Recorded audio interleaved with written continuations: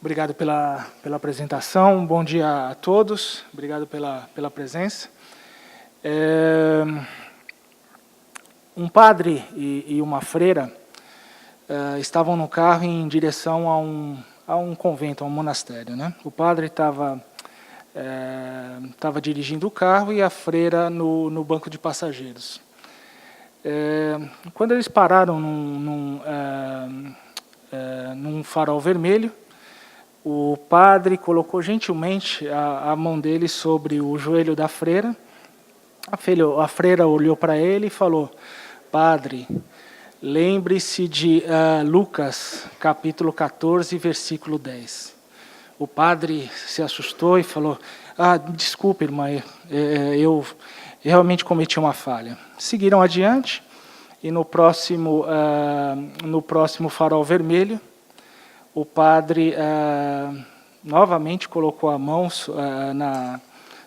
na perna da freira, só que aí um pouquinho mais ao alto. A freira, um tanto constrangida, olhou para ele e falou novamente: Padre, lembre-se de Lucas, capítulo 14, versículo 10. O padre, muito constrangido também, falou: me desculpe, freira, me desculpe, irmã, realmente meus desejos são maiores do que meu recato. E aí se dirigiram, chegaram no convento, se despediram, e o padre rapidamente foi para o seu quarto olhar a Bíblia. Quando ele chegou, abriu no Lucas capítulo 14, versículo 10, ele viu ali: amigo, suba um pouco mais, e então você conhecerá a glória. Então, por isso aqui a Ninas, ou seja, nós, para conhecermos o nosso negócio, para que nós aproveitemos as oportunidades, nós temos que conhecer o nosso negócio, né?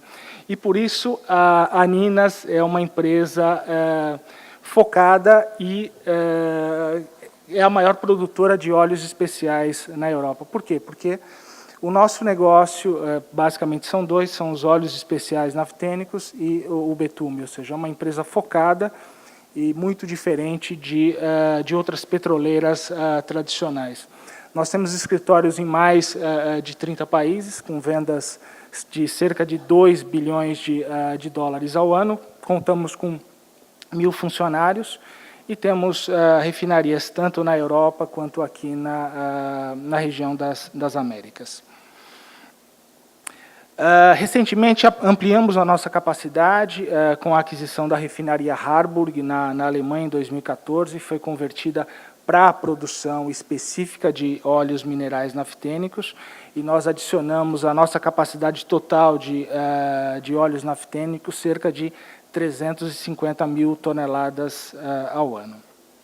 Essa era uma refinaria que era propriedade da Shell antigamente, produzia principalmente óleos parafínicos, e foi feita uma grande reforma, um grande investimento justamente para a adaptação e produção dos óleos naftênicos da Ninas. Falando isso, eu vou agora tratar do assunto relacionado à tecnologia do refino e as tendências nessa área, né? Todos aqui, ou a maioria de vocês, devem conhecer os grupos API de óleos básicos do Instituto Americano de Petróleo, né?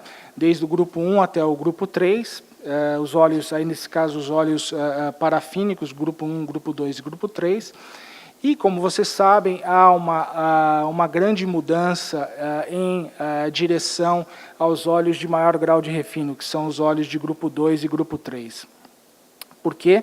Porque a indústria automotiva hoje requer lubrificantes automotivos de melhor qualidade e também combustíveis de melhor qualidade, com menor teor de enxofre, produtos que sejam ambientalmente corretos, né? Com isso, há um fechamento incessante das refinarias de grupo 1 e novas capacidades de grupo 2, 3 e também de naftênicos para contribuir com um novo pool de óleos básicos no mundo.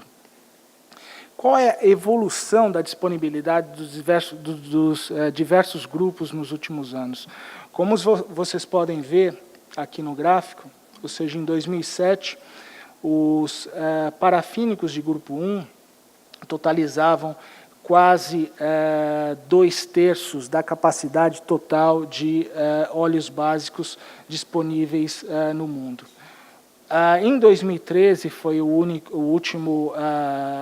última estimativa feita por essa consultoria.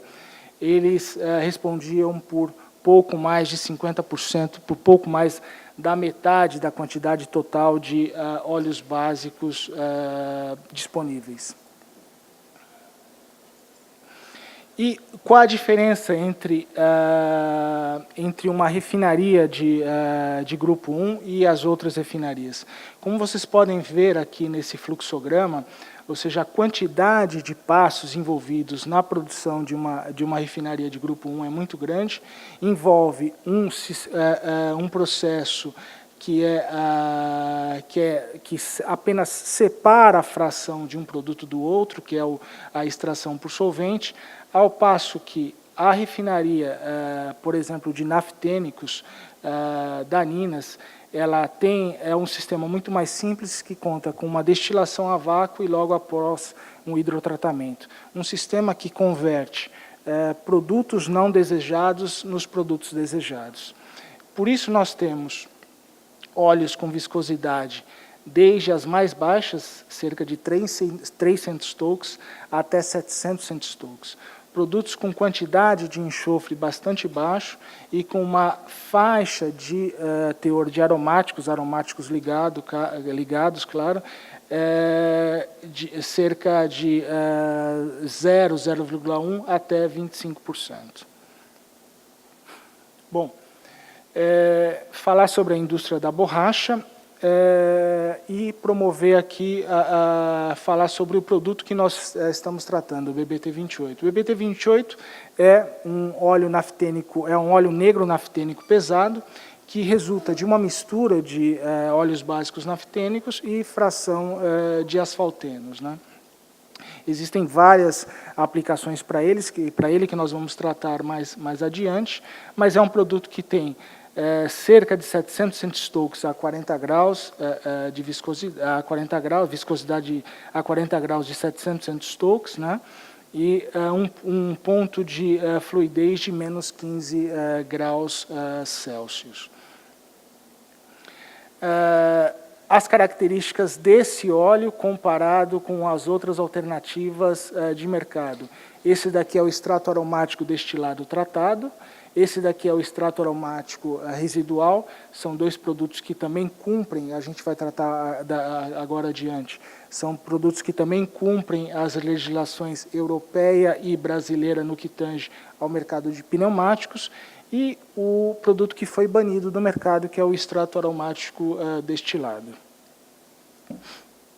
Bom, a portaria em metro foi publicada no dia 25 de outubro de 2012 e previa que 48 meses após a data da sua publicação, os fabricantes e os importadores deveriam já começar a vender os produtos, os pneus, com a etiqueta de eficiência energética. O que diz a etiqueta de eficiência energética? Eu acho que isso é bastante familiar para muitos de nós aqui, porque essas etiquetas também são utilizadas igualmente há muito tempo nos produtos de linha branca e outros produtos e outros eletroeletrônicos, né?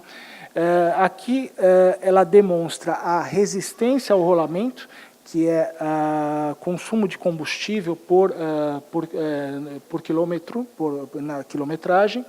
Aqui é segurança de dirigibilidade, adesão aderência em piso úmido, e aqui é o ruído emitido pelo pneu, né?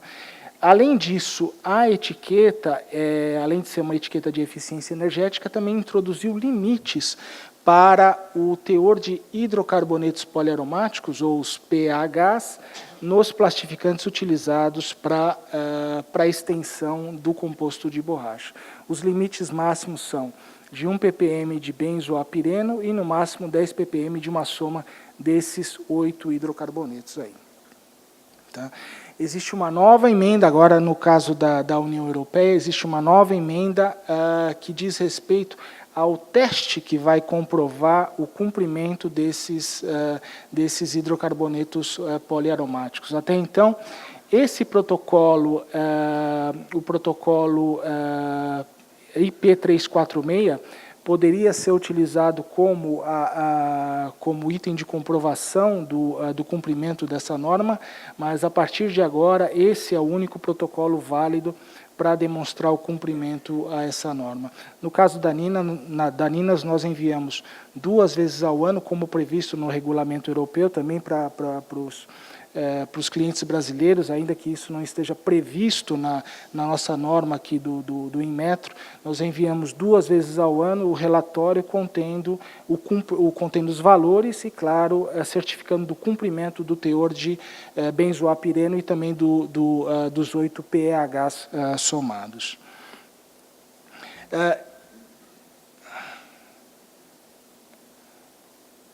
Eu acho que travou a apresentação. Tá, eu estou vendo aqui no prompt, mas não está saindo lá.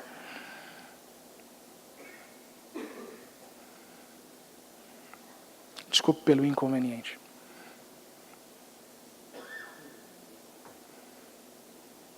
Ótimo, obrigado. Aqui uma comparação da faixa de viscosidade, tanto em centstokes quanto em segundos, dos diversos produtos disponíveis no mercado. Como vocês podem ver aqui, é o óleo naftênico negro, desculpa, são siglas em inglês, né?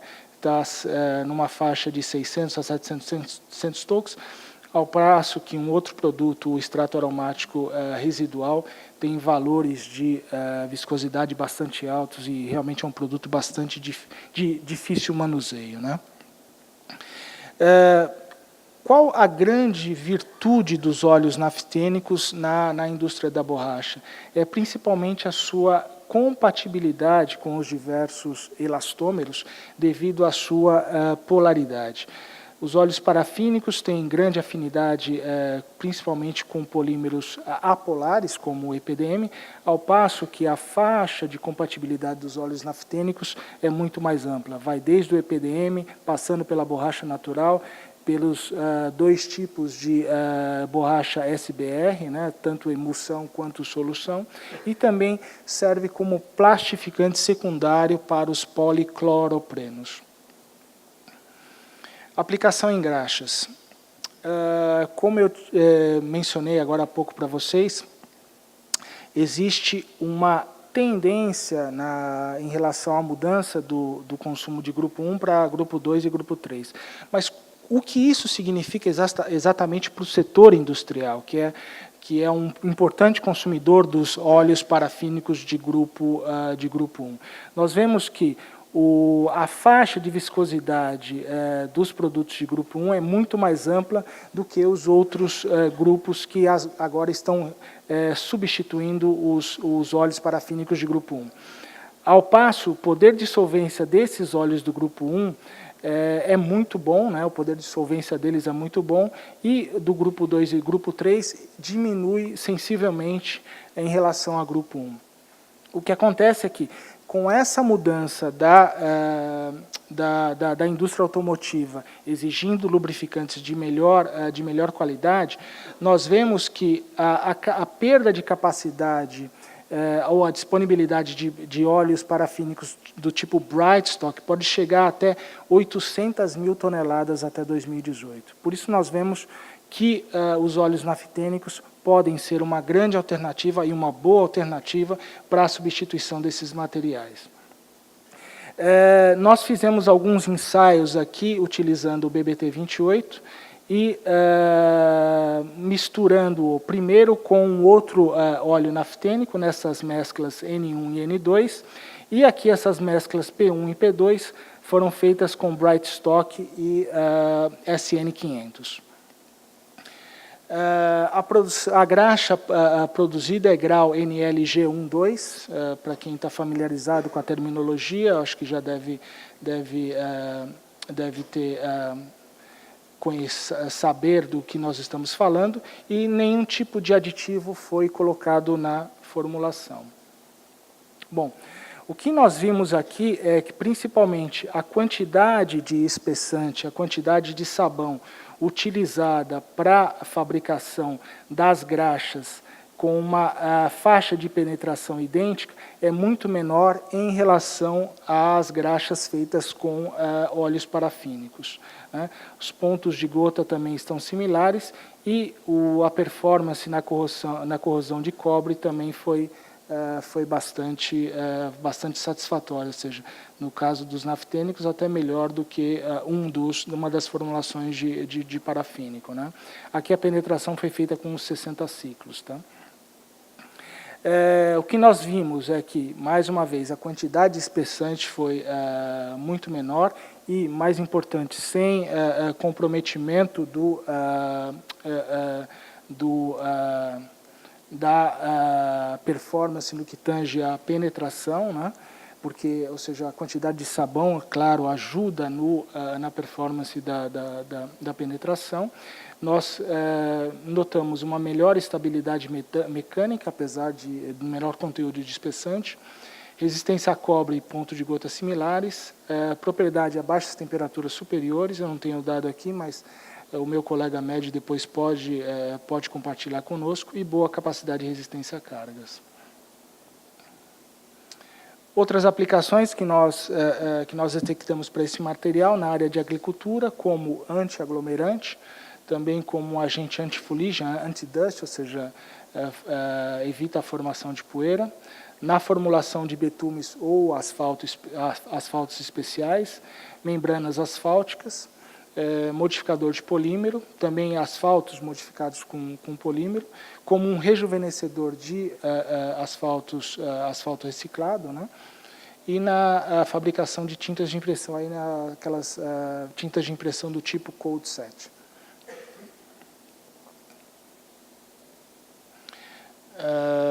Eu gostaria antes de terminar e de abrir para perguntas, gostaria de fazer uma homenagem. Aí, há cerca de 2 semanas atrás, infelizmente, nós perdemos um grande colega da área, o senhor Wilson Basile, ou seu Basile, como nós conhecíamos no mercado, né? Infelizmente, ele nos deixou, depois de mais de 50 anos de contribuição para a indústria de borracha. Ele foi um dos fundadores da ABTB, Associação Brasileira de Tecnologia da Borracha, mas certamente lá em cima, onde Deus,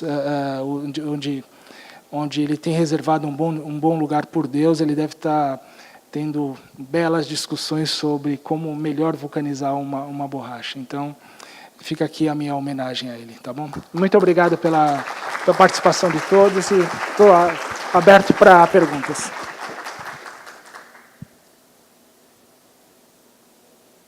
Alguma pergunta? Bom, eu tenho.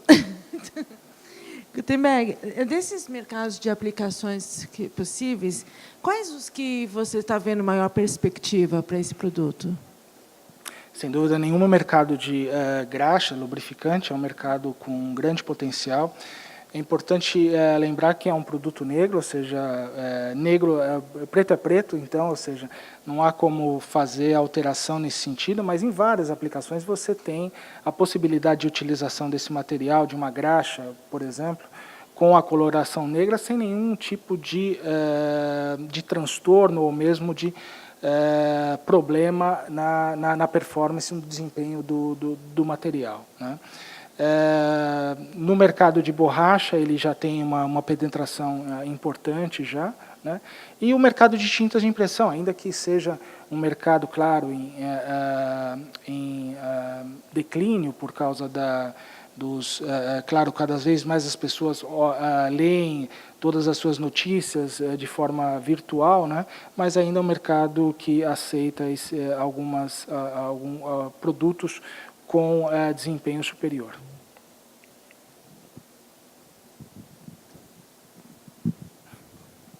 Obrigado. Parabéns, Gutenberg, aí, pela apresentação aí. Obrigado, muito boa, né? Obrigado. Minha pergunta seria direcionada logo no começo, quando você falou do fechamento de plantas grupo 1, né? E esse é um tema que, por exemplo, a Valentina está sempre na mídia aí, falando sobre o tema, sobre perspectivas, e além de outros analistas. Tem algum número específico que está no radar da Ninas como expectativa de fechamento de plantas Grupo 1 para os próximos 5 anos, por exemplo, que isso daí, de fato, impactaria uma saída mais rápida dos extratos aromáticos. Entendi. Se tem algum número que já tem meio... Queria ouvir a expectativa de um produtor, né? Sim. Sobre essa expectativa de fechamento de plantas Grupo 1. Eu não tenho nenhum número pronto, Cláudio. A gente viu ali naquela apresentação que houve uma redução de cerca de 5 milhões de toneladas, né, se eu não me engano. O slide está... É o slide 4 ou 5. Se você puder voltar, eu te agradeço. Houve alguns fechamentos já de plantas, 3 ou 4 plantas, principalmente na Europa. Eu não tenho esse número, mas eu posso, claro, perguntar ao nosso departamento de marketing e depois passar a você. Eu posso, se você não se incomoda, eu posso repassar essa pergunta ao meu colega Mehdi, que está aqui. Ele, claro, está muito mais a par desse tipo de informação. Mehdi, por favor. According to the latest information, the estimation is that on 2020 or 2021, the Group 1 will decline to 40% of the total production.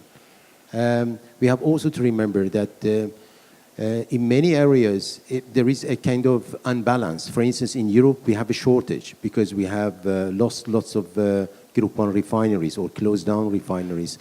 And we have lots of legislations which are on the road in Germany, in northern Sweden, in Spain, in Italy.